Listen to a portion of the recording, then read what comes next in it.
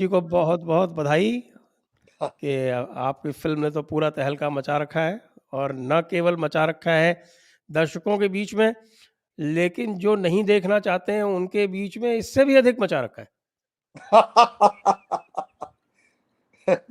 वो कहते हैं ना अपना संजय जी कि आवाज़े खल्क नताराए खुदा, voice of people is voice of God. तो ये है बस, ये तो जनादेश है और लोगों का जो बिल्कुल ये जनादेश। सत्य जो है, ये कड़वा सत्य है, लोगों के समक्ष उपस्थित हुआ है और इट्स लाइक वाइल्ड फायर।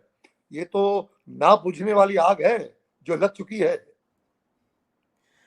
आप जब ये फ़िल्म बन रही थी, उस जी समय के जो अनुभव हैं, उस समय के आप क्योंकि इस तरह की बिल्कुल स्पष्ट और सत्य घटनाओं पर आधारित बिना किसी लाग लपेट के आप लोग ये फ़िल्म बना रहे थे। तो जी आप लोगों को क्या उस समय क्या लग रहा था कि इसमें आ, कुछ आपको संदेह था, संशय था, घबराहट थी कि क्या होगा? कहीं क्या बिल्कुल है ना एक तो संजय ये जी। भी रहा होगा कि पता नहीं फ़िल्म रिलीज़ होने देंगे कि नहीं देने। जी हाँ, बट आपका तो ये स्वयं था का कि अनुभव है, आपका हाँ तो बिल्कुल, स्वयं का अनुभव है जो आपने वो संघार बनाई थी, तो उसमें हाँ आपको बिल्कुल, कितनी कैसे समस्या आई उन्होंने थी? शैडो बैन कर दी थी हमारी फिल्म। संजय जी क्या था ना कि ये ना जब हमने मुझे विवेक ने मुझसे फोन पे बात की कि पुनीत जी मैं चाहता हूँ कि आप ये फिल्म करें और मैं कश्मीर जेनोसाइड पर ये जो इस पर फिल्म बना रहा हूँ। तो मैंने जी मैं अवगत हूँ इससे, मैं जानता हूँ इसके बारे में और मैं आपके साथ हूँ and don't worry I will be there. तो जो हमने जितने कलाकार थे, एक ये फिल्म नहीं, ये एक मिशन है, ये मकसद था, जो मुहिम थी, जो हम जिस पर हम काम कर रहे थे। तो सब तहे दिल से, तन मन धन से वी वर इन्वॉल्व और बहुत ही एक जो पूरा था कि भाई एक ये भीष्म कार्य है, हमें करना है and we have to be a part of this. और ईश्वर हमें जरूर इसकी जो it will shows the light. तो उस मकसद से हमने ये फिल्म की। मैं आरती जी से ही पूछता हूँ, आरती जी आपने निश्चित रूप से फ़िल्म तो देख ही ली होगी और इससे पहले भी एक फ़िल्म आई थी, जिसके बारे में हम सब जानते हैं वो किस प्रकार की फ़िल्म थी।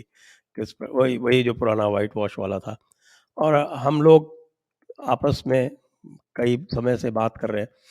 पुनीत जी ने भी एक फ़िल्म बनाई थी जो थीम उसकी जो थी वो जो आपके जो साधुओं की हत्या हुई थी महाराष्ट्र में, उसके बारे में थी और उनको भी बहुत समस्या झेलनी पड़ी थी और अल्टीमेटली उसको यूट्यूब पे रिलीज़ करना पड़ा था। वहाँ पे भी शैडो शैडो बैन कर दी गई थी। तो ये समस्याएँ हमको सभी को झेलनी पड़ी हैं, चाहे आपको हो, चाहे पुनीत जी को हो, चाहे हमें यहाँ जयपुर डायलॉग्स में हो। तो उसके बाद जो आप एक ये ज्वार देख रहे हैं भावनाओं का, तो आरती जी आपको कुछ अनरियल सा नहीं लग रहा है? या लग रहा है कि ये पहले होना चाहिए था लेकिन देर आयत दुरुस्त आयत? देर आए दुरुस्त आए, बिल्कुल सही कहा आपने। ये हम लोगों के लिए, खासकर कश्मीरी हिंदुओं के लिए जिन्होंने नरसंहार जिया है, जो हम उस एक्सपीरियंस से निकले जो 1990 में हमारे साथ हुआ। उसके बाद कई सारे लोगों ने कोशिश की और मैं आज उनका नाम लेना चाहती हूँ। अशोक पंडित जी शायद पहले व्यक्ति थे बॉलीवुड में, पूरी इंडस्ट्री में, जिन्होंने पहली और शायद आखिरी डॉक्यूमेंट्री कश्मीरी पंडित, रेफ्यूजीज जो अपने ही देश में रेफ्यूजीज कहलाए गए, अपने ही देश में रेफ्यूजी बन के जिन्होंने जिया, उन पे एक डॉक्यूमेंट्री बनाई। उसके बाद कई सारी फिल्में आई। बॉलीवुड ने, ऐसा नहीं है कि कश्मीर पे फिल्में नहीं बनी हैं, बहुत बनी हैं। रोजा है और यहाँ पता नहीं क्या क्या, मिशन कश्मीर, बहुत सारी फिल्में बनी।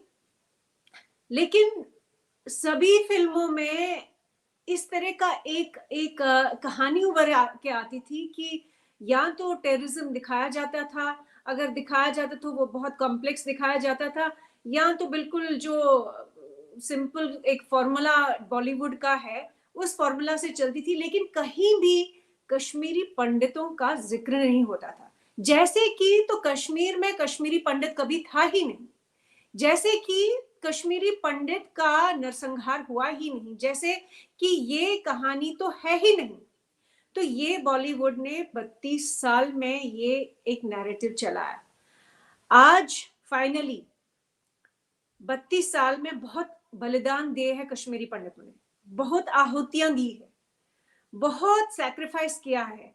हमारे जितने लीडर थे 1990 में मैंने देखा है, मैं बच्ची थी, लेकिन कहते हैं ना कि जो बचपन का अगर कोई एक्सपीरियंस इतना इंटेंस हो तो वो आपके दिमाग पे इतना हावी बन के रहता है, उसकी इम्प्रिंट इतनी है कि मुझे अभी भी लगता है कि कल ही तो था 1990। तो मैंने जो वो जिया है और देखा है उस टाइम पे, जो हमारे लीडर थे, अमरनाथ वैष्णवी थे, K. N.. Pandita, MK. Tang, Agnishekhar, Ajay रंगू, ये जितने भी लोग थे जिन्होंने वो उस टाइम का जो एक्सपीरियंस था, जो हॉरर था, वो सब उसके होने के बावजूद अपने घरों, सबके घर उजड़ गए थे, उसके बावजूद वो निकलते थे, रोज कड़ी धूप में निकलते थे नारे लगाने के लिए। कड़ी धूप में वो बात करते थे कि हमारे साथ कुछ हुआ है, लेकिन कोई इस देश में कोई सुनने को राजी नहीं था। इस देश में कोई इंटेलेक्चुअल सुनने को राजी नहीं था, इस देश का मीडिया सुनने को राजी नहीं था। मैं जब बड़ी हुई, मैं जब प्रोफेशन में आई, और मैं प्रोफेशन में इसीलिए आई क्योंकि मैं जानना चाहती थी कि हमारे साथ क्या हुआ, और जो हुआ वो क्यों नहीं बताया गया, क्यों नहीं दिखाया गया। और जब मैंने रिसर्च करनी शुरू की, मैं इनफैक्ट डिजिटल आर्काइव्स में गई हूँ, मैंने नेशनल न्यूज़पेपर्स के डिजिटल आर्काइव्स देखे हैं, मैंने कहीं वो कहानियां नहीं पढ़ी जो हमने जी। तो 32 साल के बाद जो बलिदान हमने दिए हैं, जो सैक्रिफाइसेस हुए हैं, उनका मैं कहूंगी कि फाइनल जो कहीं ना कहीं किसी ने शायद आवाज सुनी, और मैं कहती हूँ कि कुछ तो कॉस्मिक फोर्स है कि उन्होंने विवेक अग्निहोत्री जी को भेजा, उन्होंने इनकी सारी टीम को, पुनीत इस्सर जी को भेजा, इनकी सारी टीम, कश्मीर फाइल्स की टीम, अनुपम खेर, दर्शन कुमार, पल्लवी जोशी, भाषा सुंगली जो दूसरी एक कश्मीरी पंडित है, अग्निशेखर जी की बेटी है, इन सबको पता नहीं कैसे जोड़ दिया कि ये फिल्म बनाई और आज देश को एक सोते हुए देश को जगाया है। तो मैं जी, कहूंगी कि जी। बहुत ये टर्निंग पॉइंट है इंडिया की, इंडिपेंडेंट इंडिया की हिस्ट्री के लिए। जी हाँ, जी हाँ, जी हाँ। पुनीत जी, हाँ मैं जी। पुनः आपके पास आता हूँ। जी। जो इसका कथानक है जी। फ़िल्म का, तो ये कथानक जैसा मैंने देखा कि मुख्यतः इसमें जो 5-6 सत्य घटनाएँ हैं, जी। उनको लेकर, और उसके बाद ये सब होते हुए भी, इन सत्य घटनाओं के होते हुए भी जो एक इसका चित्रण किया गया है लेफ्ट विंग के माध्यम से, जी। वो बिल्कुल एक अलग से ही इसको एक यूनिक सा एक फ्लेवर देता है। और जो ढकोसला हमारे यहाँ चल रहा है, जो ढोंग चल रहा है, जो एक फॉल्स नैरेटिव बनाया गया है और जी। इसको बिल्कुल डिनाई किया गया है। न केवल एक्सोडस को डिनाई किया गया है, जेनोसाइड को डिनाई किया गया है। जी। और यह एक एस्टैब्लिश जो जेनोसाइड स्टडी है, उसमें ये कहा गया है कि the extreme of genocide is denial of genocide. Absolutely. तो आपने, जब आप फिल्म बना रहे थे, तो आप इस दृष्टि से बना रहे थे, या फिर कि आप सिर्फ इस पर कंसंट्रेट कर रहे थे कि हम घटनाओं को सही रूप से चित्रित कर लें? मैं समझता हूँ कि विवेक अग्निहोत्री जी जो हैं, उन्होंने कहा कि भाई मैं आऊँ to make it true to life, कि क्या क्या गुजरी थी उन पर, और उन्होंने एक मॉडर्न तरीके से भी जोड़ने की कोशिश की है। उन्होंने जेएनयू का जो जो झूठा, जो स्यूडो, ये जो लेफ्टिस्ट हैं, ये जिस तरह बात करते हैं, उनको भी उन्होंने एक्सपोज किया है कि भाई वो आपको देखो सारे पात्र वो साफ समझ में आता है कि क्या वो किया है। तो इट्स अ वेरी काबिल तारीफ बात है सर, क्योंकि क्या है कि he is called a spade. In fact अगर आपने गौर किया होगा, मेरे कैरेक्टर में एक मेरा डायलॉग आता है कि दुनिया भर में आतंकवादियों को इस्लामिक टेररिस्ट कहा जाता है। केवल कश्मीर में आप उनको इस्लामिक टेररिस्ट नहीं कह सकते, आप उनको सेपरेटिस्ट कहते हैं। तो ये तो हमारे देश का दुर्भाग्य है। और हमारी जो, मैं तो समझता हूं कुछ समय की सरकार, उस समय का मीडिया, सब दोषी थे। और मैं तो समझता हूं कि जो हमारे जो हिंदुओं का भी एक थोड़ा एक प्रॉब्लम है कि अपने अगर किसी के दूसरे के घर में कुछ आग लग रही हो तो जो एक एटीट्यूड आता है हम हिंदुस्तानियों का, यार हमको क्या, हमारे घर में थोड़े ना लगा है। बट दे डोंट रियलाइज कि वही आग जो है वो आपके घर में भी आएगी। और ये न केवल ये अब लोग कहते हैं जी हमें पता ही नहीं था कि ये इतिहास है 30 वर्ष पहले। अरे भाई हमारे देश में तो हजारों वर्षों से, 1000 वर्ष से, 1400 वर्ष से अगर आप देखें तो ये इस तरह के नरसंहार, इस तरह का जेनोसाइड, कत्लेआम और जो कहते परसिक्यूशन, ये परसिक्यूशन का क्या अर्थ है कि भाई अगर एक व्यक्ति को दूसरा व्यक्ति डर से मार काट करके, उसे त्राही त्राही करके, उसे दुख पहुंचाकर उसे डिस्प्लेस करे, उसे या फिर या एक जो कम्युनिटी है दूसरी कम्युनिटी को एक मजहब के नाम पर या धर्म के आधार पर उसे परसिक्यूट करे, उसे मारे, उसे उसका अपना फोर्सफुल कन्वर्जन करे, उस पे उसको दुख दे, दर्द दे, उसे परसिक्यूशन कहते हैं। तो ये तो हिंदुस्तान जो है पिछले 1400 वर्षों से झेलता आ रहा है। आप देखिए, आप उठा लीजिए, कब नहीं हुआ। मुझे याद है साहब कि बख्तियार खिलजी 1193 से 1197 तक उसने नालंदा और विक्रम शिला जो यूनिवर्सिटी थी उसको उसने जलाकर राख कर दिया था। हमारी 90 लाख मैन्युस्क्रिप्ट्स थी उसमें। आयुर्वेद पर जो काम किया हो, तुम्हारे वेद रखे हुए थे, वो सब उसने जला दिए। और कहते हैं वो जो आग थी 2 महीने तक चलती रही। तो ये क्या है? ये कल्चरल जेनोसाइड नहीं है, ये हमारा जो साहित्यिक जेनोसाइड हुआ उसने खत्म कर दिया। और दूसरे भी आप देखिए, जो अहमद शाह अब्दाली आया 1748 से 1767, उसने क्या किया? लूट प्लंडर, पंजाब में तहस नहस, बस एक ही काम किया। 18 बार हिंदुस्तान पर उसने अटैक किया। और उस अटैक में आपको पता है पंजाब में तो ना एक कहावत है कि खादा पीता, कहते हैं कि खादा पीता लहेदा, बाकी सब अहमद शायदा। यानी जो आपने खाया या पहना या पी लिया वो ही आपका है, बाकी तो वो अहमद शाह जो है वो आकर ले जाएगा। इस तरह उन्होंने किया सर, कि कब नहीं हुआ। मुगलों के जमाने में 3 बार जौहर की रस्म हुई है।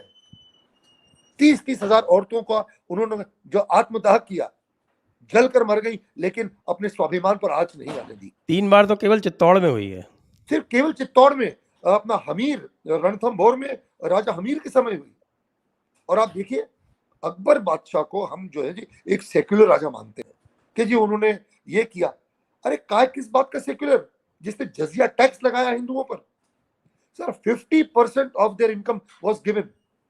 और जो मुस्लिम्स थे उनको ओनली 10% ज़कत लगाया गया।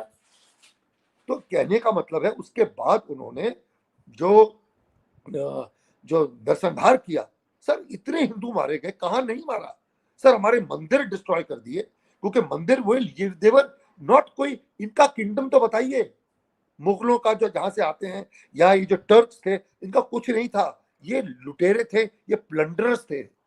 इन्होंने केवल लूट और प्लंडर किया है। माँ बहनों का, हमारी हिंदू औरतों का रेप किया है। और केवल कि आप जो हैं आप हमारा धर्म स्वीकार करिए, आप इनफिडेल्स हैं, आप जो है काफिर हैं, यही उन्होंने किया है। और आप अच्छा हम सब भूल गए सर 1947 में हुआ नवा खाली। मैं कहता जो ईस्ट बंगाल था, वो जो है जब ईस्ट पाकिस्तान बना, सबसे पहले राइट्स वहां शुरू हुए। किस तरह उन्होंने हिंदुओं का नरसंहार किया, मार मार के कर किया। वो किसी को याद ही नहीं है। 1947 में सर उन्होंने वेस्ट पाकिस्तान से एक ट्रेन पूरी हिंदुओं की काट कर अमृतसर भेजी थी। पर जब उसका प्रतिघात हुआ, उसका पुनः प्रतिघात हिंदुओं ने किया। यहाँ पे एक नहीं 2 ट्रेन काट के अमृतसर से जब लाहौर भेजी तब वो चुप हुए। तो कहते ना कि डंडा पीर मुस्टंडों का आदमी को वे शठे शाठे समाचार आपको अपनाना कुछ ना कुछ तो शस्त्र उठाने पड़ते हैं। वो उठाए, वो किया। मुझे याद है मेरे पिताजी सिर्फ 16 वर्ष के थे। मेरे दादाजी सब एक बात पर छोड़ के पाकिस्तान आ गए कि हमें इस्लामिक कंट्री में नहीं रहना। सब कुछ एक कपड़ों में आए सर। मेरे जो फादर इन लॉ साहब है दलजीत पुरी जी, उनके पिताजी दीवान कैलाश नाथ पुरी, ही वाज बहुत ही समृद्ध व्यक्ति थे सियालकोट में। वो कहते हैं उनके घर में सिर्फ उनका इतनी बड़ी प्रॉपर्टी, ट्रेन थी उनकी चलती थी उनके एरिया में, सब कुछ छोड़ के वे आ गए। तो क्या ये क्या था? क्योंकि हम नहीं रहना चाहते थे। उससे कोई सबक नहीं मिला किसी को भी। फिर कश्मीरी विचारों, कश्मीरी पंडितों के साथ सर देखिए, आई एम अ सारस्वत ब्राह्मण, और कहते हैं जो सारस्वत ब्राह्मण होते हैं ये कश्मीर से आए थे। तो जो पुण्य नगरी है, पुण्य धरती है, तो आपने उनको ऐसा कर दिया कोई देखने को। और आप कहते हैं नहीं, यह पुरानी बात है। ये बिल्कुल हिस्ट्री पुरानी नहीं है। हाल ही में 1 साल पहले कश्मीर में उन्होंने भाई जो कम्युनिटी के लोग हैं उनके आइडेंटिटी कार्ड चेक किए, उनको बाहर निकाला, और क्योंकि वो हिंदू थे, क्योंकि वो सिख थे, उनको मार दिया। ये हम कैसे भूल सकते हैं? ये हिस्ट्री, ये पुरानी बात नहीं, ये आज की बात है साहब। और मेरा तो ये कहना है कि ये फिल्म इसलिए नहीं देखनी कि क्या हुआ था। हर भारतवासी को ये फिल्म देखनी चाहिए, सचेत होना चाहिए, चौकन्ना हो जाना चाहिए कि आगे 2024 के बाद आगे, ताकि भविष्य में इस तरह की घटना ना दोहराई जाए। और आपको पता है, मैं देख रहा हूं संजय जी, मेरे बहुत सारे मुसलमान दोस्त हैं जिन्होंने ये फिल्म देखी। वो इतने खुश हैं, बेसाख्ता वाह वाह तारीफ कर रहे हैं। और एक तरफ से कई तो मेरे बेचारे में शर्मिंदा भी हैं कि यार क्या ऐसा हुआ इनके साथ, ये गलत था। It is exactly how today Germans जो हैं वो दे डिटेस्ट हिटलर, कि इन्होंने हमारी देश का नाम खराब किया है। तो इस तरह का जो मैं देख रहा हूं कि not only Hindus, even Muslims are watching the film. जो पढ़े लिखे, जो सच्चे, जो हिंदुस्तानी है, वो भी इस फिल्म को लाइक कर रहे हैं। और यही इस फिल्म की मेरे हिसाब से इसकी खूबसूरती है। और बिकॉज ये टेररिज्म जो है सर, वो कोई मजहब नहीं देखता। जो लिबरल मुसलमान थे उन्होंने उनको भी मारा। आप आपका पंजाब में आप जब देखिए जो वहां पे जब टेररिज्म हुआ है, तो कहते हैं कि 36,000 के आसपास लोग मरे थे। टेररिज्म ने, वहां के टेररिस्टों ने मारे थे, जिसमें कुछ 17-18 हजार हिंदू थे, तो 12,000 सिख भी थे, उन्होंने मारे। तो कहने का मतलब है, एक आतंकवादी है, इसका कोई मजहब नहीं है। And we must call a spade, जो विवेक अग्निहोत्री ने किया है। भाई मैं तो, आप ये अभी मानवाधिकार आ जाएगा, ह्यूमन राइट्स आ जाएगा, भाई मैं तो ये कहना चाहता हूं कि जो ह्यूमन है ही नहीं, उनके साथ कैसा ह्यूमन कंसिडरेशन, किस बात का human consideration? They should be dealt with an iron hand. और हमारे देश की विडंबना देखिए साहब, हमारे देश में जो फिल्में बनती हैं, they have justified the terrorists कि साहब वो इसलिए बना क्योंकि पुलिस की एट्रोसिटीज हुई हैं। अरे जो कश्मीरी पंडित जो वहां से डिस्प्लेस हुए, जिनको मार के भगा दिया गया, उन्होंने तो बेचारों ने बंदूक नहीं उठाई। हमारे दादा, ये वे जो पाकिस्तान से जो यहाँ पे हिंदुस्तान में आए, वे कोई आतंकवादी तो नहीं बने। मेहनत मुशक्कत करके फिर से पैसे कमा के अपने अपने पैरों पर खड़े हुए हैं। लेकिन यहाँ पे नैरेटिव जो है फॉल नहीं, उन बेचारों के साथ क्योंकि आपने अत्याचार किया और आपकी पुलिस ने किया, तो वो बेचारे आतंकवादी बने। रहे कितना, मतलब देखिए ढकोसला है, ये षड्यंत्र है। संजय साहब आपको पता है, आप देखिए इनकी, कहते हैं ना, इनका जो क्रिमिनल माइंड है, वहां की गवर्नमेंट का, वहां के लोगों का, मीडिया का। रोशनी एक्ट लगाया इन्होंने कश्मीर में, रोशनी एक्ट, कि भाई जो बेचारे कश्मीरी हिंदू जो डिस्प्लेस हुए, वो वहां से छोड़ के बाहर चले गए। 6 महीने तो वहां पे इलेक्ट्रिसिटी नहीं थी, वो तो घर से भाग गए थे बेचारे डर के।